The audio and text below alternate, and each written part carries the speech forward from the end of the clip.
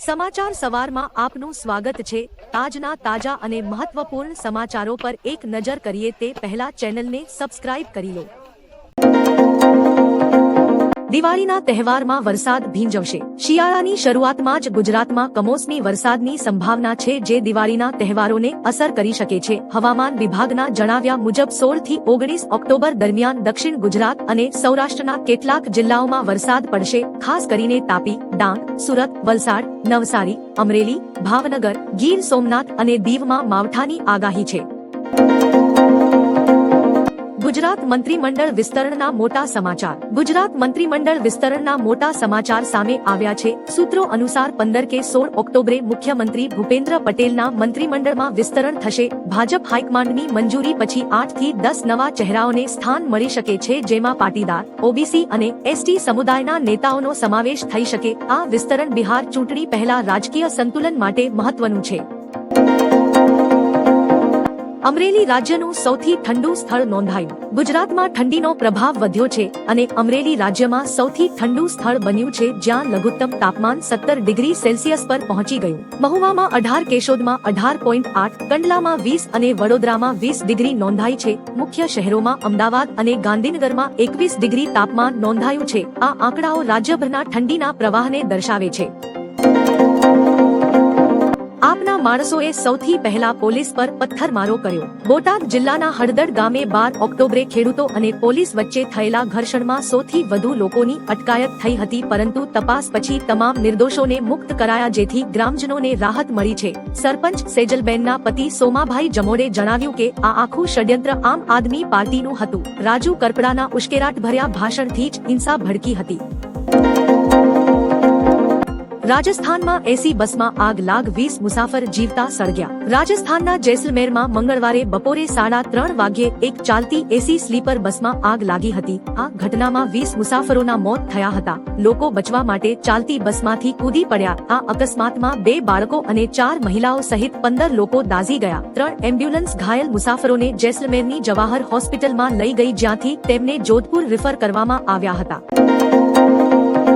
હવામાન આગાહી। દિવાળી પહેલા માવઠું પડી શકે। દિવાળી પહેલા રાજ્ય પર કમોસમી વરસાદની આગાહી હવામાન વિભાગ દ્વારા કરાઈ છે। 1 થી 19 ઓક્ટોબર સુધી રાજ્યમાં માવઠાની અસર જોવા મળશે। 1 ઓક્ટોબર તાપી, નવસારી, ડાંગ તથા 17 અને 18 ઓક્ટોબર ભાવનગર, અમરેલી, ગીર સોમનાથ, દીવ, તાપી, નવસારી, ડાંગ, વલસાડ, દાદરા નગર હવેલી તથા 19 ઓક્ટોબર તાપી, નવસારી, ડાંગ, ભાવનગર, દીવ અને અમરેલીમાં વરસાદ પડી શકે છે।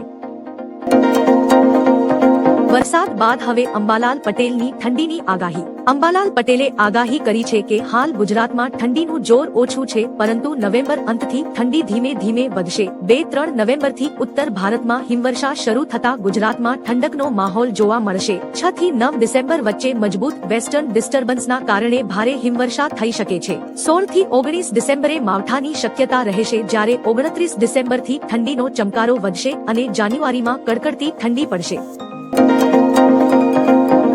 ગુજરાતના રાજકારણમાં મોટા ફેરફારના એંધાણ। ગુજરાતની રાજનીતિના આગામી દિવસોની રણનીતિ નક્કી કરવા માટે દિલ્હીમાં પીએમ નરેન્દ્ર મોદીના નિવાસસ્થાને એક ઉચ્ચ સ્તરીય બેઠક યોજાઈ છે। આ બેઠકમાં કેન્દ્રીય ગૃહમંત્રી અમિત શાહ, મુખ્યમંત્રી ભૂપેન્દ્ર પટેલ, પ્રદેશ પ્રમુખ જગદીશ વિશ્વકર્મા અને સંગઠન મહામંત્રી રત્નાકર હાજર રહ્યા હતા। આગામી દિવસોમાં ગુજરાતમાં સરકાર અને સંગઠનની સ્થિતિ અંગે મહત્વપૂર્ણ નિર્ણયો લેવામાં આવશે।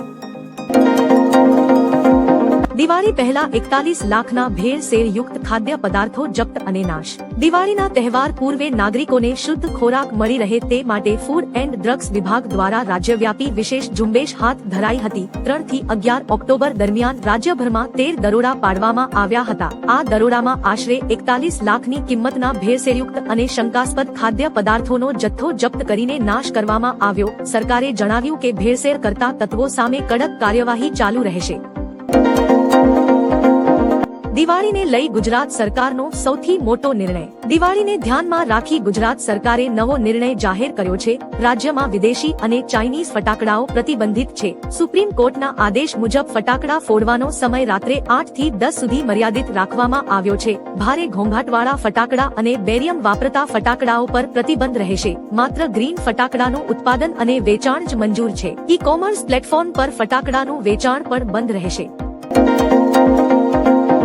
બોટાદમાં અથડામણમાં 85 લોકો સામે હત્યાના પ્રયાસની ગંભીર FIR. બોટાદના હળદડ ગામમાં ખેડૂત મહાપંચાયત દરમિયાન પોલીસ અને લોકો વચ્ચે થયેલી હિંસક અથડામણ બાદ મામલો ગરમાયો છે. પોલીસે આ ઘટનામાં કડક કાર્યવાહી કરી છે. આપના નેતાઓ પ્રવીણ રામ અને રાજુ કરપડા સહિત 85 લોકો સામે નામજોગ FIR દાખલ કરવામાં આવી છે. તેમની સામે હત્યાનો પ્રયાસ, ષડયંત્ર અને સરકારી મિલકતને નુકસાન પહોંચાડવા સહિતની ગંભીર કલમો લગાડવામાં આવી છે. શિયાળાનું ધીમે ધીમે આગમન. રાજ્યમાં શિયાળાનું ધીમે ધીમે આગમન થયું છે. મહત્તમ તાપમાન 34-35 ડિગ્રી જ્યારે લઘુત્તમ તાપમાન 20 ડિગ્રીથી નીચે રહેશે. ચોમાસાએ ગુજરાત, રાજસ્થાન, મહારાષ્ટ્ર અને મધ્યપ્રદેશમાંથી વિદાય લીધી છે. હવામાન વિભાગે ચોમાસાની સત્તાવાર વિદાય જાહેર કરી છે. આગામી 7 દિવસ ગુજરાતમાં વાદળછાયું વાતાવરણ રહેશે પરંતુ વરસાદની આગાહી નથી. અમદાવાદમાં મહત્તમ તાપમાન 34 ડિગ્રી અને લઘુત્તમ 23 ડિગ્રી રહેવાની સંભાવના છે.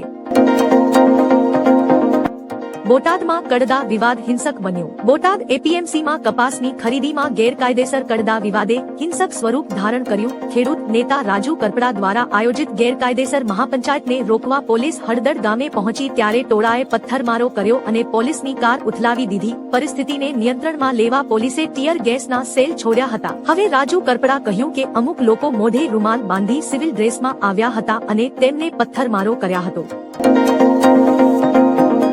ગુજરાતમાંથી ચોમાસાની વિદાય, 7 દિવસ વાતાવરણ સ્થિર. હવામાન વિભાગની આગાહી મુજબ રાજ્યમાંથી ચોમાસાએ સત્તાવાર રીતે વિદાય લીધી છે અને હવે શિયાળાનું આગમન થયું છે. આગામી 7 દિવસ ગુજરાતના વાતાવરણમાં કોઈ મોટો ફેરફાર જોવા નહીં મળે. રાજ્યમાં ધીમે ધીમે ગુલાબી ઠંડીનો માહોલ જામશે અને વહેલી સવારે તેની અસર અનુભવાશે. અમદાવાદમાં મહત્તમ તાપમાન 34 ડિગ્રી છે જ્યારે અમરેલીમાં સૌથી ઓછું 19 ડિગ્રી લઘુત્તમ તાપમાન નોંધાયું છે. પ્રધાનમંત્રીએ ધન ધાન્ય કઠોળ મિશન યોજનાઓ લોન્ચ કરી. PM મોદીએ દિલ્હીથી પ્રધાનમંત્રી ધન ધાન્ય યોજના અને આત્મનિર્ભર કઠોળ મિશનનો શુભારંભ કર્યો હતો. રાજ્ય કક્ષાનો કાર્યક્રમ હાલોલ, પંચમહાલ ખાતે ગુજરાત પ્રાકૃતિક કૃષિ વિજ્ઞાન યુનિવર્સિટીમાં યોજાયો. કૃષિ મંત્રી રાઘવજી પટેલની અધ્યક્ષતામાં કેન્દ્રની 36 યોજનાઓનો સમન્વય થયો. ગુજરાતના 4 જિલ્લાનો સમાવેશ થયો છે. રાઘવજી પટેલે પ્રાકૃતિક ખેતીનું મહત્વ દર્શાવી પર્યાવરણને નુકસાન વિશે ચર્ચા કરી હતી. બોટાદથી ક્રાંતિની મશાલ સળગી છે. બોટાદ ખાતે યોજાયેલ ખેડૂત મહાપંચાયતમાં રાજુ કરપડા પહોંચ્યા હતા. તેમણે ભાજપ સરકાર અને ગુજરાત પોલીસને આડેહાથ લીધી હતી. કહ્યું કે અમે જગતના તાત છીએ, અમે સંયમ રાખીને બેઠા છીએ, અમે શાંતિ રાખીને બેઠા છીએ. કોઈ એમ સમજતું હોય કે પોલીસ દંડા મારે મહાપંચાયત થવા નહીં દઈએ એવું ભ્રષ્ટ ભાજપ સમજતી હતી. પણ લોકોએ આજે દેખાડી દીધું કે અડધી મિનિટમાં 2000 લોકો એકઠા થયા. બોટાદથી ક્રાંતિની મશાલ સળગી છે.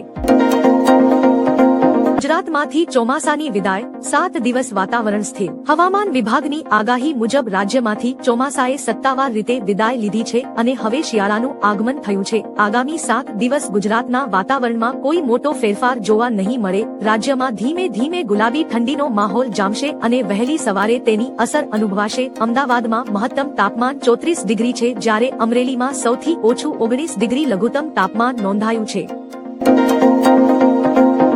ખેડૂતોને 42,000 કરોડની દિવાળી ભેટ. PM મોદીએ ભારતીય કૃષિ સંશોધન સંસ્થાન ખાતેથી આશરે 42,000 કરોડની યોજનાઓનો શુભારંભ કર્યો છે. જેમાં 24,000 કરોડની PM ધન ધાન્ય કૃષિ યોજના અને 11,440 કરોડના પલ્સના ઉત્પાદકતા મિશનનો સમાવેશ થાય છે. ધન ધાન્ય યોજનાનો હેતુ 100 આકાંક્ષી જિલ્લાઓમાં ખેડૂતોની આવક વધારવાનો, કૃષિ ઉત્પાદકતા સુધારવાનો અને લોન સુવિધાને સરળ બનાવવાનો છે. તેમણે 5,450 કરોડની અન્ય કૃષિ યોજનાઓનું પણ ઉદ્ઘાટન